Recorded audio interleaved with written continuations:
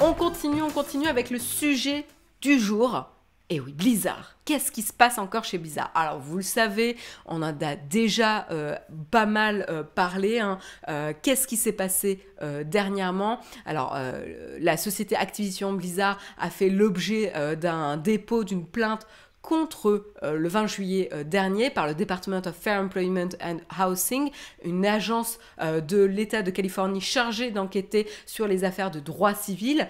Et ce dépôt de plainte, justement, accusait Activision Blizzard d'avoir favorisé tout simplement, c'est assez grave hein, comme sujet évidemment, d'avoir favorisé une culture communautaire de frat boys, de harcèlement, une culture communautaire masculine. Alors qu'est-ce que c'est frat boys? Ça fait référence aux fraternités, les confréries universitaires où généralement il y a du harcèlement, des inégalités, etc. Et on se retrouve avec un groupe de mecs...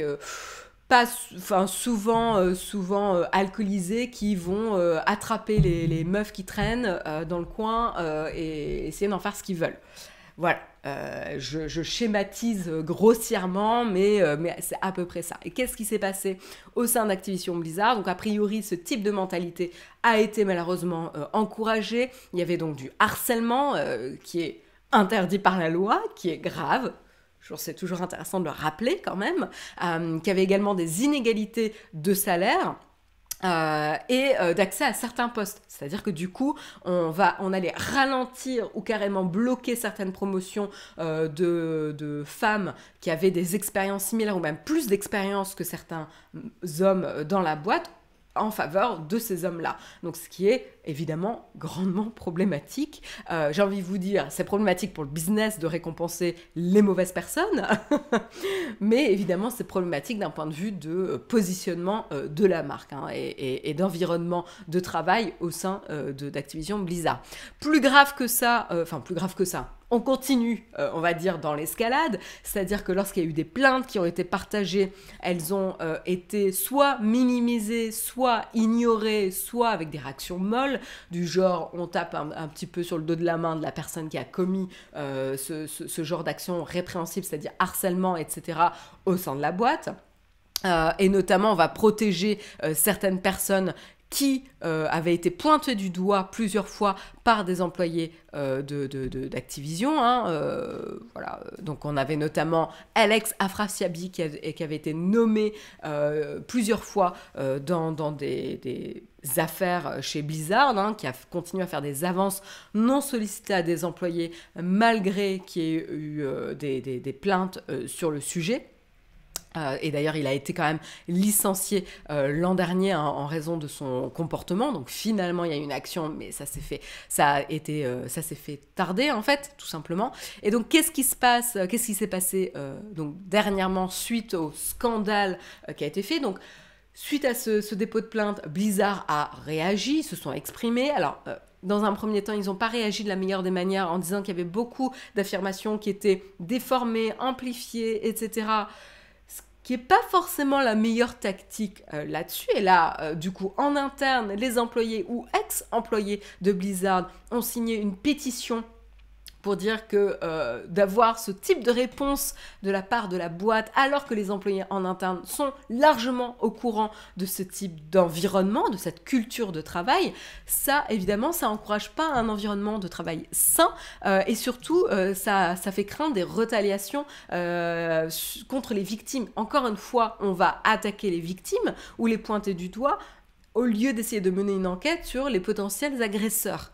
Donc, encore une fois, c'est vraiment problématique et du coup, ça donne un environnement de travail qui n'est pas sain, qui n'est pas sécurisé, qui ne crée pas d'environnement favorable à s'exprimer pour les potentielles victimes. Voilà, donc ça, c'est problématique. Il y a eu donc cette pétition qui s'est passée, qui a appelé aussi à se séparer du responsable hein, de Blizzard. Et donc, c'est ce qui s'est passé en dernière date. Hein, c'est que c'était en août, je crois. J'essaie de retrouver exactement la date. C'est ça, c'est le 3 août dernier. Du coup, voilà, il y a eu l'annonce comme quoi, Allen, J. Allen Brack, qui était président de Blizzard depuis 2018, allait être remplacé.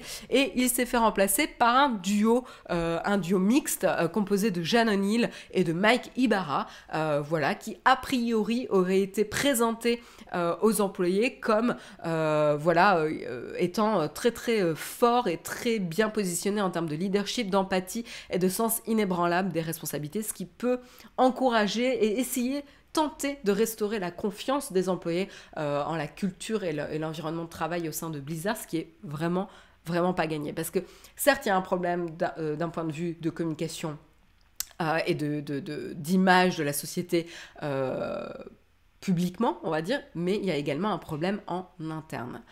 Voilà, et une fuite de talent aussi qui peut être déclenchée. Donc voilà, donc suite à toute cette affaire-là, qu'est-ce qui s'est passé? Eh bien, tout simplement, pour ceux qui connaissent Activision Blizzard, qui suivent l'activité de leur jeu, je rappelle, Blizzard, ils sont connus notamment pour, vous voyez que je prends mon anti-sèche parce que je suis nulle à ça, World of Warcraft. Alors ça, c'est évidemment le jeu que je connaissais. World of Warcraft, il y a également Diablo, etc. Mince, j'ai pas la liste de jeux sous les yeux.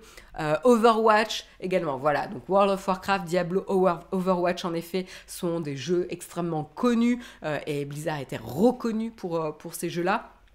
Et donc du coup, ils avaient l'habitude chaque année d'organiser un événement, ce qu'on appelle la BlizzCon, pour pouvoir créer de l'engouement autour un petit peu de l'actualité de la société et de ces jeux vidéo. Voilà, ça se passait par des annonces, des démos, un événement en réel aussi. Du coup, là, ils ont publié une actualité qui s'appelle Reimagining BlizzCon, réimaginons BlizzCon, et donc tout simplement la société annonce que du coup cet événement sera pour l'instant mis de côté pour permettre à la société de se concentrer sur tout simplement comprendre un petit peu ce qui s'est passé, repenser BlizzCon et prendre en compte les souhaits à la fois de la communauté de fans, mais à la fois des employés qui sont tous mobilisés sur reconstruire Blizzard de la meilleure des manières. Voilà. Donc c'est assez... Donc en effet, ils n'ont pas mentionné de manière transparente le fait qu'ils ne voulaient pas forcément organiser d'événements suite aux différentes attaques, mais c'est vraiment entre les lignes de manière très très très évidente, évidemment.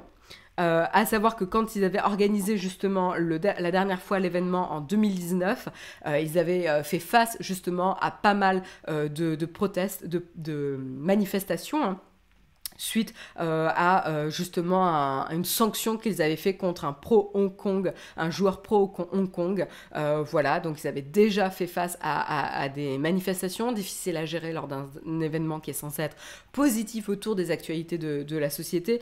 Ils avaient passé l'événement en 2020, évidemment, suite à la crise sanitaire et la pandémie. Ils avaient fait un événement uniquement en ligne en 2021 dédié aux fans, encore une fois parce que c'était pas forcément propice suite aux événements de pandémie.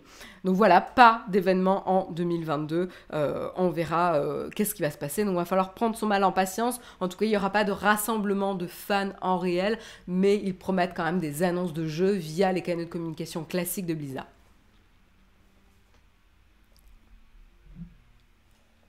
Blizzard, le Facebook des éditeurs de jeux. Oui, je pense que c'est pas la seule boîte, où notamment dans l'environnement du jeu vidéo qui a été pointé du doigt par des problématiques de diversité, d'égalité, etc.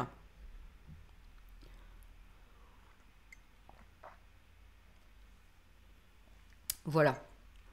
Donc pour les fans, il va falloir patienter encore. Connaissant le groupe, c'est surtout pour éviter le bad buzz lors de la BlizzCon. Oui, non, mais tout à fait. Je pense que même sans connaître la boîte, Moi, par exemple, je la connais pas particulièrement, je m'en fous un petit peu, je suis pas leur actualité de manière très proche, je suis pas non plus une joueuse hardcore, certainement pas sur leur jeu, et donc autant te dire que c'est quand même assez évident par rapport aux derniers événements de la boîte que c'est vraiment pas le contexte idéal pour organiser un événement, et voilà. Donc je pense qu'il y a un gros travail d'ambiance interne. Hein. Rappelez-vous, Uber également, hein, voilà, donc là c'est pas dans le jeu vidéo, mais eux aussi ont fait face à ce genre de bad buzz. Donc pas exactement la même chose, mais ils ont fait face à ce genre de bad buzz aussi. Donc c'est pas complètement isolé comme incident.